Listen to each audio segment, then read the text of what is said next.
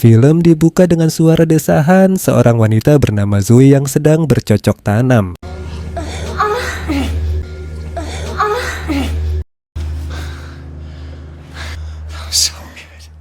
Suara yang baru saja kita dengar adalah desahan dari hubungan haram, sebuah perselingkuhan yang dibungkus dalam ilusi kenikmatan. Adegan itu diakhiri dengan selfie untuk mengabadikan dosa mereka. Zoe adalah wanita yang sedang hobi selingkuh karena pernikahannya sedang berada di fase rumit. Ia memilih perselingkuhan sebagai pelarian. Usai bermesraan dengan selingkuhannya, Zoe kembali ke rutinitasnya sebagai direktur. Sesampainya di kantor, asistennya memberi kabar bahwa suaminya Chris sempat menelepon menanyakan keberadaan Zoe. And Chris called.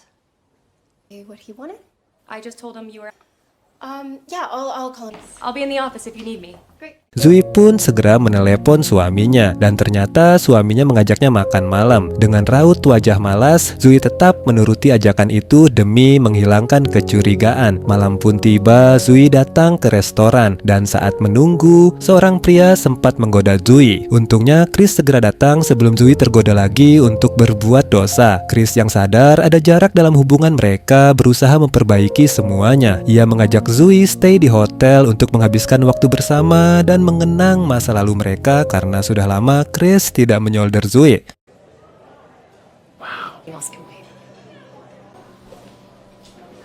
Keesokan paginya, Zoe terbangun sendirian di kamar. Ia menelpon suaminya dan mendapat kabar bahwa Chris mendadak harus bekerja. Melihat kesempatan itu, Zoe kembali menemui selingkuhannya Adam di sebuah taman. Terlihat jelas, Zoe adalah wanita manipulatif yang sangat lihai memainkan peran. Di depan Adam, ia berpura-pura menjadi wanita yang patah hati, terjebak dalam pernikahan tanpa cinta dan butuh pelarian. Ia membangun narasi tentang kesepian, luka, dan perjuangan yang tak pernah dihargai suaminya. Adam yang terbawa perasaan mengajak Zoe pergi meninggalkan kota dan suaminya demi masa depan mereka. Let's get out of here. I don't know, we'll grab our things and leave with me. Sorry, Adam. I can't right now. Di sisi lain, kita diperlihatkan aktivitas Chris yang ternyata adalah anggota khusus di kepolisian. Dia adalah pemimpin tim pemburu mafia narkoba. Hari itu ia dan timnya akan melakukan operasi penangkapan. Namun sebelum itu, dia menyempatkan untuk menelpon Zoe untuk mengajaknya makan malam karena dia sudah memesan kamar sebelumnya. Fine. Just want to let you know that we're all good for tonight. Yeah. See you tonight. Let's fucking dance.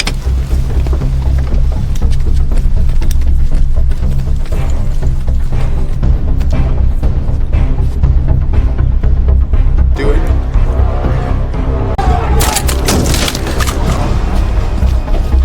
Stay the fuck back! Stay the fucking back! Fucking yeah! Or this bitch! Your turn my crib up like that is shit. Fuck you! Fuck you!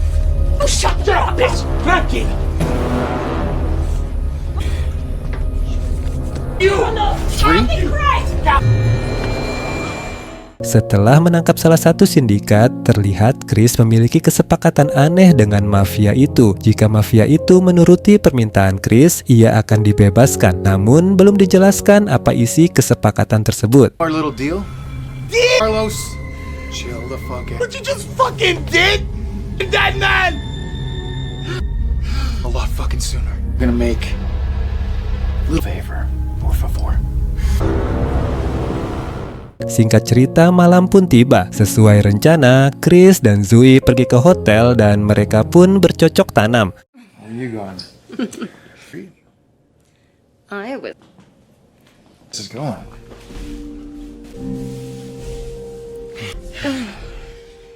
Usai beradu mekanik, wajah Zoe terlihat tak menikmati momen itu. Tak lama, Chris izin turun ke basement untuk mengambil barang di mobil. Saat Chris di basement, tiba-tiba seseorang bertopeng masuk ke kamar dan menculik Zoe. Kini Zoe dibawa ke sebuah bangunan kosong dalam keadaan terikat. Tanpa penjelasan, pria bertopeng itu langsung bertanya, apa itu sepadan?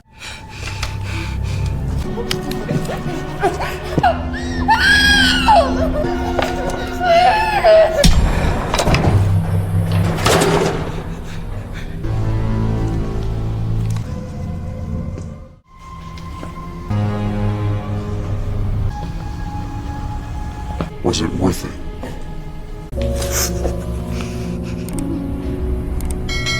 Worth it? What are you talking about? Why am I here? I don't. So what's It's not how this works. And wait. Setelah itu, pria bertopeng memulai permainan tanya jawab. Aturannya jelas, ia akan bertanya dan Zui harus menjawab dengan jujur. Jika jawabannya tak memuaskan dan berbohong, maka ia akan disiksa. no? Unfortunately, how this works now. Lalu permainan pun semakin intens. Pria bertopeng menuntut Zui mengakui semua kesalahan dalam hidupnya tanpa pengecualian. Zui yang ketakutan akhirnya mengaku satu persatu tentang pengkhianatan, manipulasi, dan kebohongan yang ia lakukan selama ini. Pria bertopeng kemudian keluar untuk menerima telepon. Di saat itu, Zui memanfaatkan kesempatan untuk meloloskan diri dengan obeng yang ada di dekatnya.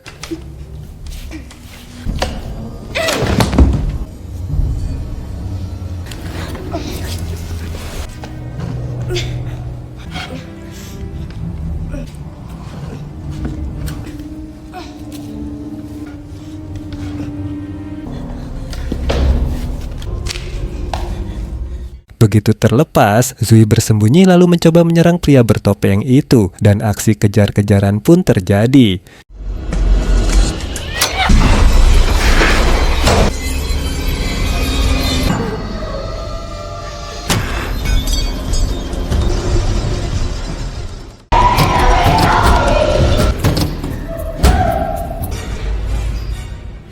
Namun saat Zui berusaha kabur, ia justru menemukan jalan buntu dan akhirnya kembali tertangkap. Zui lalu diikat di sebuah meja dengan posisi terlentang. Di sana Zui mengira pria bertopeng itu adalah Chris suaminya. Ia pun memohon maaf atas segala kesalahannya. I've got a surprise for you.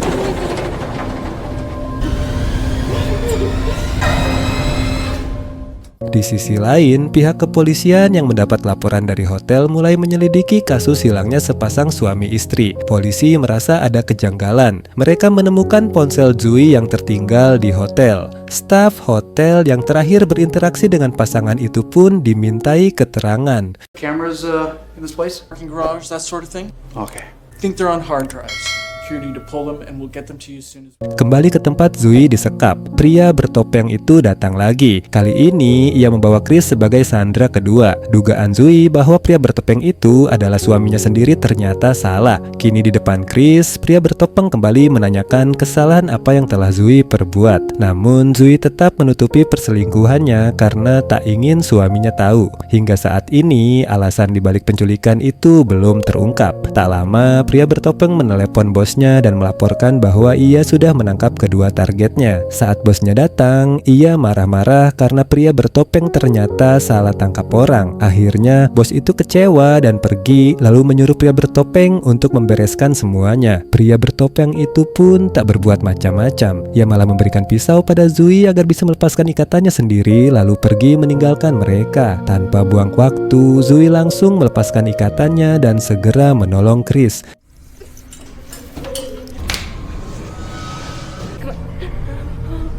Are you okay? But I need you to wake up for me. Singkat cerita, kini mereka berada di kantor polisi. Zui dan Chris melaporkan kejadian yang mereka alami. Polisi mencatat keterangan mereka dengan serius dan berjanji akan menyelidikinya. And hopefully we'll find some more information about who.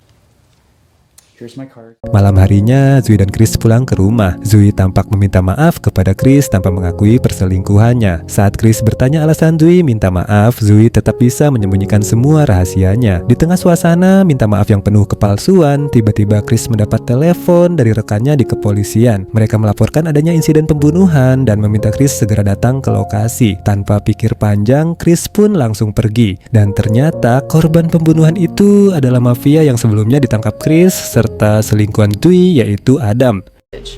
Stay in your own turf. Any guesses? Yeah, well, Let's go chat.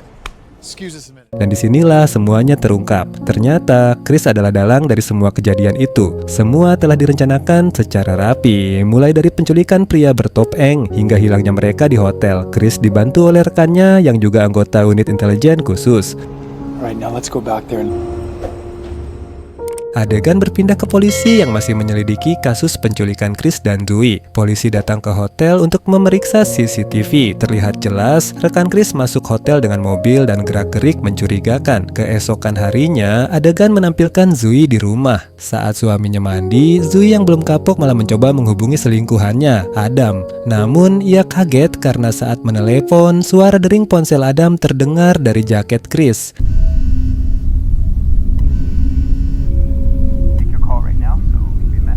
Zoe yang panik langsung mengambil ponsel itu dari jaket Chris. Tangannya gemetar, namun ia berusaha tetap tenang. Begitu layar ponsel menyala, semuanya jelas. Ternyata wallpaper ponsel itu adalah foto dirinya bersama Adam saat selfie mesra di awal film. Tak berselang lama, Chris muncul dari belakang dan mengungkap bahwa ia sudah lama tahu semuanya. Ia bahkan menggunakan fasilitas kepolisian untuk menyelidiki, termasuk memasang CCTV di rumah selingkuhan Zoe. Perdebatan pun terjadi. Zoe tetap berusaha menyangkal, bahwa perselingkuhannya hanya sebatas nafsu tanpa melibatkan perasaan. Ia bahkan menyalahkan Chris yang tega melenyapkan Adam sebelum semuanya bisa dijelaskan. Namun, Chris tak mau berdebat panjang. Ia langsung memutar rekaman CCTV di layar TV besar yang memperlihatkan perselingkuhan Zoe secara terang-terangan. Zoe yang kehabisan alasan akhirnya hanya bisa menangis. Ia kembali memainkan peran sebagai korban, menyalahkan Chris yang terlalu sibuk bekerja, tak pernah hadir sebagai suami dan tak peduli dengan perasaannya. Ia bahkan membandingkan Chris dengan Adam, seolah Adam lebih baik. Mendengar perkataan itu, Chris yang sudah hilang kesabaran langsung menangkap Zoe, menyeretnya ke kamar mandi dan memaksanya menelan obat tidur. Di saat bersamaan, bel rumah tiba-tiba berbunyi. Karena panik, Chris membuat Zoe pingsan lalu pergi membukakan pintu.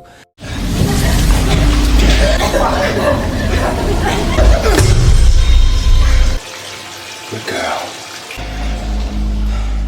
Ternyata tamu itu adalah dua polisi yang datang untuk menyelidiki kasus mereka. Mereka mewawancarai Chris yang langsung beralasan bahwa itu bukan waktu yang tepat untuk bertanya dan menyuruh mereka pergi. Let's wait till tomorrow. Where's your wife? Setelah polisi pergi, Chris kembali ke kamar mandi. Namun ternyata Zoe sudah tidak ada di sana. Chris pun menjadi panik dan mencari Zoe ke seluruh rumah. Ia akhirnya menemukan Zoe di ruang tamu dan sedang menodongkan pistol ke arahnya. Tanpa ragu, Zoe langsung menembak Chris. Just put that down. Just let me explain. Polisi yang mendengar suara tembakan segera kembali masuk ke rumah. Anehnya, polisi botak itu tampak mengenal Zoe. Ia menyuruh Zoe meletakkan senjatanya. Namun, tiba-tiba rekan Chris datang dan langsung menembak kedua polisi itu. Setelah baku tembak, hanya Zoe dan si polisi botak yang masih hidup. Di sini terungkap bahwa Zoe dan polisi itu ternyata memiliki hubungan spesial yang selama ini mereka rahasiakan. Dan film pun tamat. Terima kasih, jangan lupa subscribe ya. You okay?